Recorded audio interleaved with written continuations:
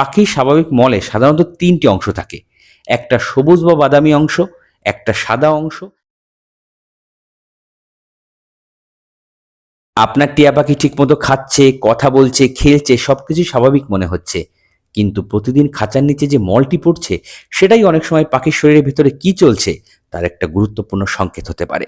তাই আজকে দেখাবো টিয়া পাখির মলে 5টি পরিবর্তন, যেগুলো একেবারেই কিন্তু উপেক্ষা করা ঠিক নয়। তো বন্ধুরা, বুঝতেই পারছেন এমন ভিডিও কিন্তু ইউটিউবে কোথাও পাবেন না। তাই যারা নতুন তারা কিন্তু অবশ্যই চ্যানেলটিকে সাবস্ক্রাইব করে দিন, কারণ এমন পাখি বিষয়ক প্রতিদিন নতুন নতুন ভিডিও কিন্তু আমি এই চ্যানেলে নিয়ে আসি। তো বন্ধুরা, চলুন দেরি না করে ভিডিওটি শুরু করি।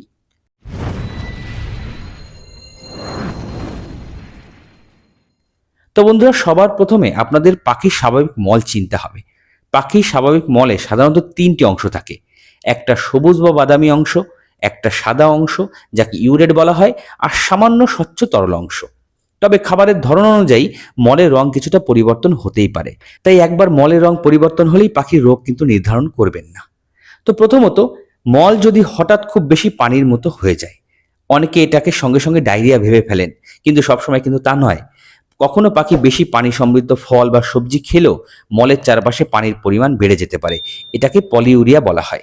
কিন্তু যদি মলের শক্ত অংশটাই নরম বা একেবারে অগঠিত হয়ে যায়, তবে এই পরিবর্তন যদি বারবার চলতে থাকে, তাহলে বিষয়টিকে কিন্তু খুবই গুরুত্ব দিন।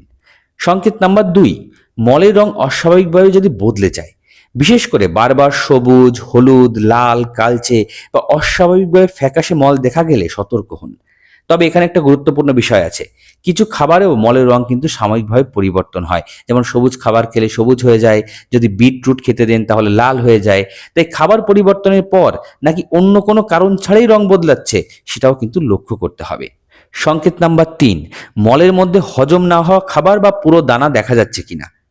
একবার এমন কিছু দেখলে কিন্তু অস্বাভাবিক ভাববেন না, কিন্তু বারবার হজম না হওয়া দানা যদি মলের সঙ্গে বের হয়, বিশেষ করে এর সঙ্গে যদি ওজন কমে যায় বা খাবার উগরে দেয় বা খাবারের উপর অনীহা চলে আসে, তবে অবশ্যই কিন্তু সতর্ক হন। এবং এই সমস্ত বিষয়ে কিন্তু আমার চ্যানেলে ভিডিও দেওয়া আছে, সেগুলো কিন্তু দেখে নিতে পারেন। সংকেত নাম্বার 4, মলের পরিমাণ বা সংখ্যা যদি হঠাৎ কমে যায়। আপনার পাখি সাধারণত কতবার মল ত্যাগ করছে সেটা কিন্তু ভালোভাবে লক্ষ্য করুন। এবার যদি হঠাৎ মলের পরিমাণ কমে যায় বা পাখি যদি কম পায়খানা করে বা যদি প্যাটার্নটা বড় ধরনের কোনো পরিবর্তন হয়, তবে কিন্তু সেটা বড় সংকেত হতে পারে। কিন্তু শুধু মল দেখবেন না, একই সঙ্গে পাখির খাবার খাচ্ছে কিনা, অ্যাক্টিভ আছে কিনা, সে ঝিমিয়ে বসে আছে কিনা, এগুলো কিন্তু লক্ষ্য রাখবেন। সংকেত নাম্বার 5, মলে রক্ত, অস্বাভাবিকভাবে কালো ভাব, অতিরিক্ত মিউকাস বা খুব অস্বাভাবিক অ্যাপিয়ারেন্স, এগুলোকে সাধারণ পরিবর্তন ভেবে কিন্তু উপেক্ষা করবেন না। বিশেষ করে যদি এর সঙ্গে পাখি খুব দুর্বল হয়ে যায়, পালক ফুলিয়ে বসে থাকে, খাওয়া কমিয়ে দেয়, নিচে বসে থাকে, শ্বাস নিতে কষ্ট হয়, তাহলে দ্রুত কিন্তু আপনি ব্যবস্থা নেবেন। এই সমস্ত বিষয়ে ভিডিও কিন্তু আমার চ্যানেলে বারবার করে বলছি, সব ভিডিও দেওয়া আছে, সেগুলো দেখে নিতে পারেন, তাহলে আপনার পাখি কিন্তু সুস্থ থাকবে।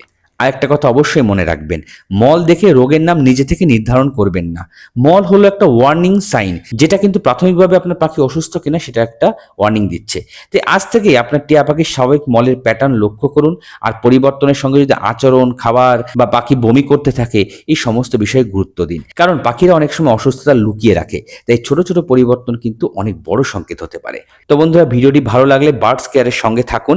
পাখির যত্ন নিয়ে এমন বাস্তব ও দরকারি তথ্য পেতে চ্যানেলটিকে সাবস্ক্রাইব করে রাখুন। তো আজকের মতো এখানেই শেষ করছি। ভিডিওটি যদি ভালো লেগে থাকে অবশ্যই লাইক করবেন, শেয়ার করবেন, কমেন্টস করবেন। তো বন্ধুরা, শুভরাত্রি।